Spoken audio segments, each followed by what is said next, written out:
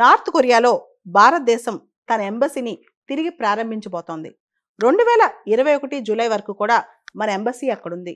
2021 జూలైలో అక్కడ అతుల్ గోత్సుర్వే అని చెప్పి మన అంబాసిడర్ ఉండేవాళ్ళు.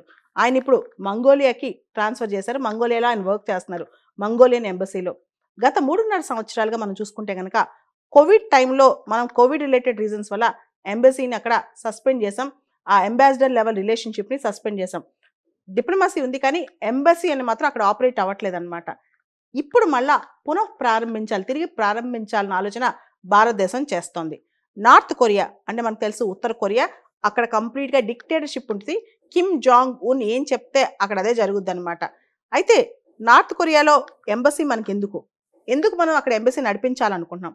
దీనిలో అనేక విషయాలు మనం విశ్లేషణ చేసుకోవాలి. ఒకటి, భారతదేశాన్ని క్వీన్ ఆఫ్ ఇండియన్ ఓషన్ అంటారు. ఇండో పసిఫిక్ రీజన్ అనేది మోస్ట్ హ్యాపెనింగ్ రీజన్, చాలా హ్యాపెనింగ్ అనమాట ఇప్పుడు. అటువంటి రీజన్తో ముఖ్యంగా నార్త్ కొరియా లాంటి దేశంతో ఇండియా ఖచ్చితంగా ఒక కమ్యూనికేషన్ ఉండాలి. ఒక ఎంబసీ లెవెల్ కమ్యూనికేషన్ అనేది ఖచ్చితంగా ఉండాలన్నమాట. ఇది ప్రధాన ఉద్దేశం. రెండోది, మనం యాక్ట్ ఈస్ట్ పాలసీని యాక్టివ్గా పర్సూ చేస్తున్నాం. ఈస్ట్ వైపు అంటే కేవలం ఆసియాన్ దేశాలే కాదు, దానిలో నార్త్ కొరియా వస్తాయి, సౌత్ కొరియా వస్తాయి, జపాన్ వస్తాయి, ఆస్ట్రేలియా వస్తాయి, ఈ దేశాలన్నీ వస్తాయి అన్నమాట. సో యాక్ట్ ఈస్ట్ పాలసీలో భాగంగా కూడా నార్త్ కొరియాని మనం ఇప్పుడు ఫోకస్ చేయాల్సిందే. తర్వాత క్రింగ్స్ అని చెప్పి China, Russia, Iran, north Korea, ఈ దేశాలన్నింటిని కూడా క్రింగ్స్ దేశాలు అంటారు. నార్త్ కొరియాకి చైనాతో, రష్యాతో చాలా క్లోజ్ ఎఫినిటీ పెరుగుతుంది. మీరు కనుక గమనిస్తే రష్యా ఉక్రెయిన్ వార్లో నార్త్ కొరియా సపోర్ట్ ఎంత ఉంది. నార్త్ కొరియా నుంచి సోల్జర్స్ కూడా వెళ్ళి రష్యా ఉక్రెయిన్ వార్లో రష్యా తరఫున పార్టిసిపేట్ చేశారు. అంటే మనం అర్థం చేసుకోవచ్చు అనమాట. సో స్ట్రాటజికల్గా, వ్యూహాత్మకంగా నార్త్ కొరియాతో మనకి టచ్ ఉండాలి. తర్వాత మనం గమనిస్తే ఇంతకుముందు డొనాల్డ్ ట్రంప్ అమెరికా ప్రెసిడెంట్గా ఉన్నప్పుడు ట్రంప్ 1.0 టైంలో కిమ్తో ఆయన డైరెక్ట్గా వెళ్ళి చర్చలు జరిపారనమాట. సాధారణంగా అమెరికన్ అధ్యక్షులు ఎవరు కూడా కిమ్తో వెళ్ళి డైరెక్ట్గా చర్చలు జరపరు, కానీ డొనాల్డ్ ట్రంప్ వెళ్ళారు. ఇప్పుడు ట్రంప్ 2.0 వస్తున్నారనమాట. ఈయన ఫారెన్ పాలసీ ఇండో పసిఫిక్ రీజన్లో ఎలా ఉండబోతుంది, ముఖ్యంగా నార్త్ కొరియాతో ఎలాంటి కనెక్ట్ ఉండబోతోంది, ఇలాంటివి మనం ఒకసారి ఆలోచించుకోవాలి.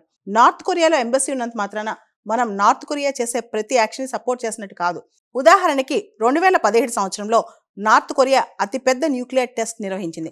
అది నార్త్ కొరియాకి 6వ న్యూక్లియర్ టెస్ట్. ఇప్పటి వరకు చేసిన న్యూక్లియర్ టెస్ట్లో చాలా పెద్ద టెస్ట్ అనమాట. అప్పుడు ఇండియా స్ట్రాంగ్గా ఖండించింది.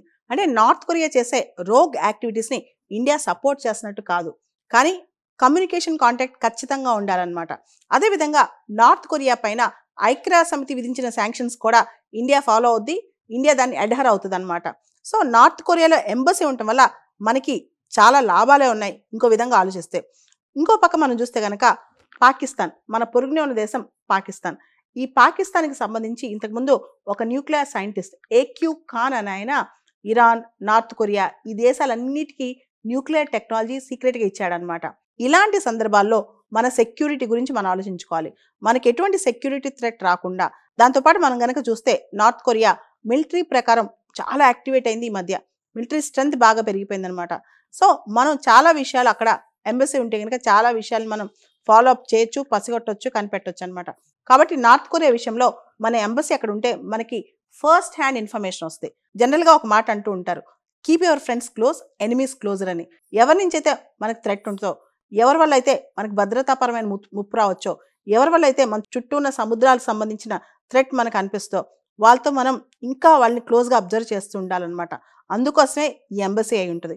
నార్త్ కొరియా విషయానికి వస్తే ఎక్కువగా అది ఐజోలేషనిస్ట్ పాలసీ ఫాలో అవుతూ ఉంటుంది.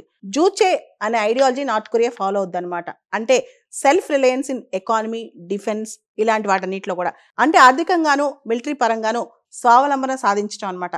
ఈ దిశగానే నార్త్ కొరియా అడుగులు వేస్తూ ఉంటుంది. ప్రస్తుతం మారుతున్న భౌగోళిక రాజకీయాలు, భౌగోళిక వ్యూహాల సందర్భంలో ఇప్పుడు మనకి నార్త్ కొరియాతో రిలేషన్షిప్ తప్పనిసరి, ఎంబసీ పెట్టడం తప్పనిసరి.